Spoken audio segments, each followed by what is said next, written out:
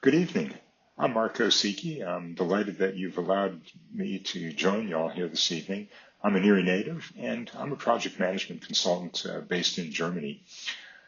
Let's jump in and talk about our title a little bit, American Infrastructure and Social Justice Trends in this Era of Excess. This era of excess, what is that all about? We can put it into these two terms, environmental equity and transportation equity. Certainly some of you will be familiar with these. So environmental, the extent to which all groups of people receive equal treatment and protection under environmental statutes, regulations, and practices. Notice how that's framed in terms of laws. But if you consider that individual human behavior is the ultimate driver behind many of our social challenges and our environmental crisis, at least as I understand those, then just speaking about regulations, this is going to be an incomplete conversation. But let's drill down into that a little bit. And in doing so, let's let Mark Osiki put Mark Osiki into the hot seat and talk about my trip over here to Erie this week. You see the itinerary. There's a nice round trip transatlantic flight in there. What's the outcome of that? 2.8 tons of desire-based greenhouse gas. Desire-based. This is not a trip of necessity. I wish to be here, and here's the outcome. And so that's real physical mass, 2.8 tons. It's equivalent to, say, the weight of 2 Tesla Model X's, and it's deposited in the atmosphere by me. And so that's just my part.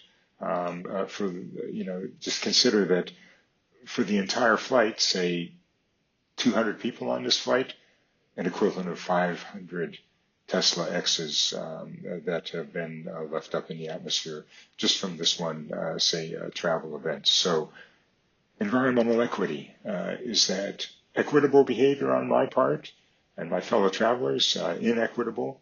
Could probably write a thesis on this topic, but let's move ahead and talk a little bit now about transportation equity. We'll come back to environmental.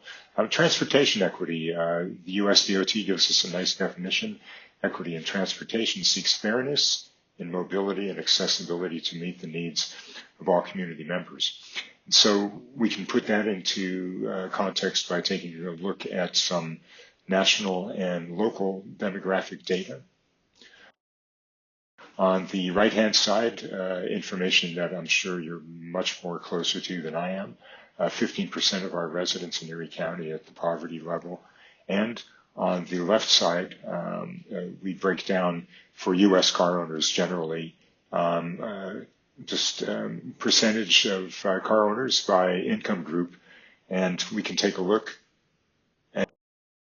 and note that in this poverty line level, only 1% of those folks approximately are car owners, yet they comprise 15% of the residents, at least in this region. And so, again, it begs critical questions, at least for me personally, on whether or not this is equitable or inequitable phenomena. Are these folks being adequately represented regarding pedestrian bike infrastructure? We speak about universally available healthcare. Are we speaking enough about universally available mass transit? Are these folks being disproportionately subject to noise pollution, atmospheric particulate carbon monoxide? And at the same time, are they being given equal opportunity to toss Teslas up into the atmosphere at the rate that I'm doing this week? So, equitable or inequitable? Okay, so let's stay local and talk about what the folks at the NPO are doing these days. It's TIP funding season. You see the figure there, 4-year total of $250 million, a lot of money. And happy to see that we've also got some public transportation projects included in that sum. But let's take a look at the portion of that relative to the overall 4%. Okay, we would all like to see more, but like everywhere, the reality is that transport funding must also go to old highway and road infrastructure with high maintenance needs, and that's going to leave scant little cash for funding public transit. We certainly can't disparage the MPO about that reality. And public transit, it's a tough business, high variable cost, variable ridership. COVID really hit it. And we've got the ever-present cold reality that cars and commerce are forever going to be the dominant forces in infrastructure funding. But there are some positive trends that we can move on to that aim to offset some of those dreary facts. Let's take a look at what the U.S. DOT is doing. The Bipartisan Infrastructure Law, the BIL, very, very positive development. It's in this election year, we hear the Biden administration touting it on a daily basis. You see the politicians' talking points: public safety, more equitable future, and more jobs, especially for my folks, for my colleagues in the construction trades. And of course, they've even got the inevitable nod to climate resilience in there as well. Another positive embedded in this is the CRP, the Carbon Reduction Program, projects designed to reduce transportation emissions defined as CO2. It's all well and good, but now let's take a brief look at where the money from the BIL has actually been going. Here's a breakdown of obligated funding through the first quarter of this year. And what is prominent here? A full 1/4 of this is going toward highway expansion. So it means construction of new highways, widening of existing highways. We've all seen them projects out on the interstate where additional lanes are being added. So money spent promoting more low occupancy car traffic rather than nudging society towards sustainable transport modes that would better serve less prosperous folks amongst us, ease pollution, and maybe even reduce social stigmas regarding mass transit usage. Maybe a little discouraging, but we can continue back on some positive trends here. Here's a recent policy statement from the U.S. DOT on reducing negative impacts of transportation projects.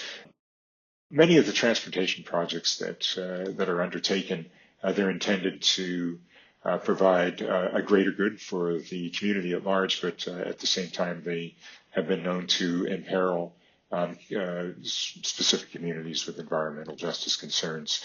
They can lead to exposure to unhealthy or toxic pollutants, disruptive noise, and safety concerns.